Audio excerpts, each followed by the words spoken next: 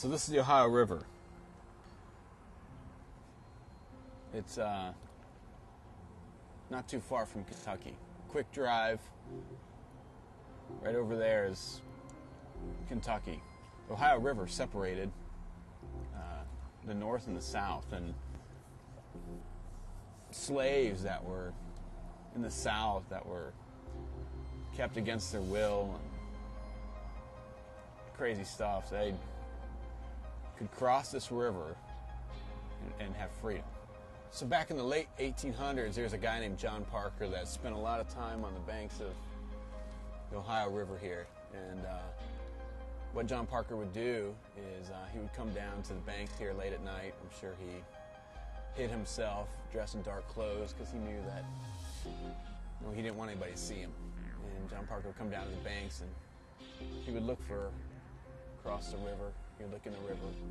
And basically what he'd do is he would wait for people that were in slavery in the South and in Kentucky that were trying to get across this river. He would help them out. He'd probably go out into the river a little ways, throw them a rope. In fact, John Parker went down oftentimes into Kentucky and into the South and connected with slaves that were on the run. And he would get them to safe houses and basically the Underground Railroad and get them across the river. And see, John Parker knew and he understood this because John Parker was a freed slave himself. He had bought his freedom from a lady for $1,800. Came near around Cincinnati and set up shop and started getting into like ironworking and inventing stuff actually. And he was one of the only African American black inventors that had a patent at the time. And so he knew that if people could just get the freedom, man, their options would be endless. He was experiencing that, and so he wanted to help other people cross this river. And he took a gamble. If he got caught helping slaves out, he would have lost all that. And he saw the importance of freedom and the opportunities, the life of freedom. And so he'd help people that were in slavery, help them get across this river. And this river is nasty. This river is nasty. We've been here about an hour and a half, and we've seen everything go down this river. Right now it's flooded. We thought we saw an animal, a dead animal. We've seen barrels and all sorts of things and tons of tree limbs. In fact, they don't let you swim in this even if you wanted to. You'd be crazy if you did. But if you got in here, these currents that are in this river will drag you under, and basically they say if you try to swim it, you'll drown. These people that were looking for freedom got in.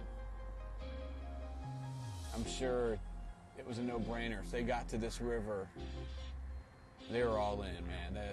They would get in, swim, and do whatever they could to get to this other side. They just got in. They got in this water.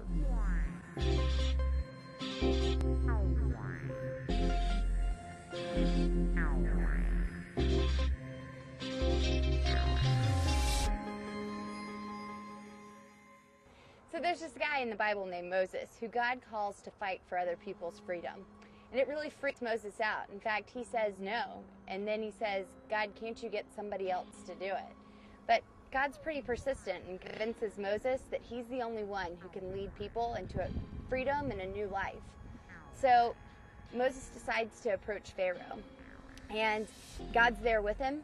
And he turns Moses' staff into a snake. And then he helps by putting 10 plagues over Egypt. By the end of that 10th plague, the Pharaoh's so freaked out that he says, all right, Israelites, go, you can have your freedom. And so this big moment comes, right, where Moses is leading the Israelites out of captivity. And he's following God, and the Israelites are following him. There's 600,000 of them on this march to freedom. But as he's following God, he's approaching the Red Sea, and it's coming up closer and closer. And about that time, the Egyptians decide that life's not really any good without slaves. They have to work much harder, and they're not building things as fast, and so they decide to go after them. Only the Israelites are on foot, and the Egyptians have horses and chariots, and they're moving so much faster. So they begin to catch up with them. And standing there between the Red Sea and the approaching Egyptian army, the Israelites get really hacked off at Moses. Have you brought us out here to die? At least when we knew we were in slavery, we knew we were going to live, and now we're facing certain death, either by drowning in the Red Sea or being killed by our former slaveholders.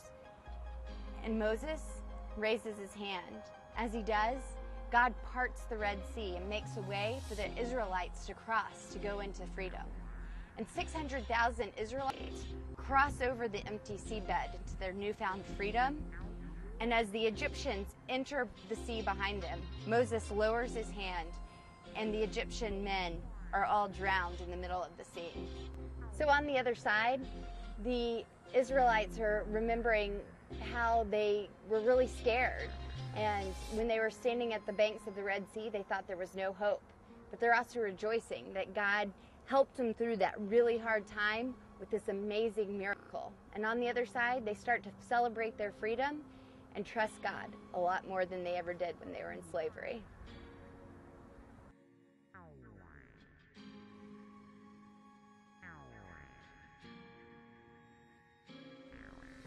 So the river was always the deciding point in both stories, and the people that were in slavery in the South, they always came to the Ohio River, and they had to make a choice. Hey, you know what? I'm going to go for freedom. We're getting in the water. We got to get to the other side. We have to make a decision. And like Rachel was saying, there was this crazy story of where people got to a sea, and God had to split the sea open, and people had to walk across and say, we want freedom.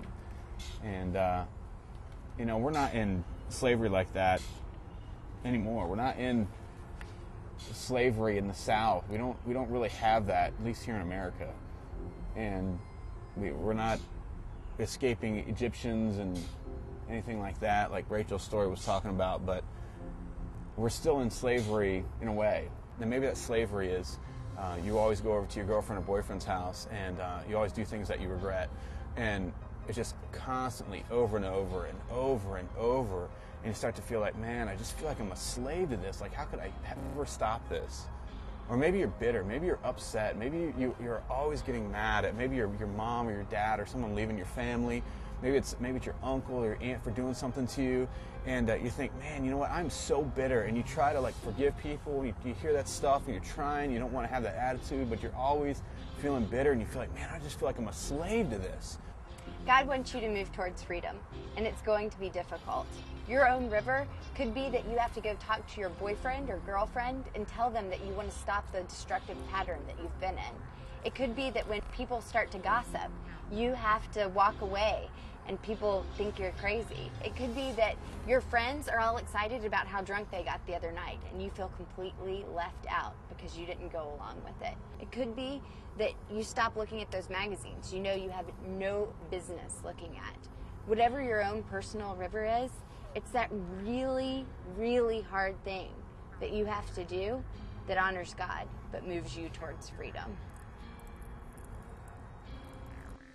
So John Parker would go up and down the banks of this river and look and see late at night and say, man, I wonder if people are coming over. I wonder if there's somebody that's in slavery in the South that's coming over for freedom.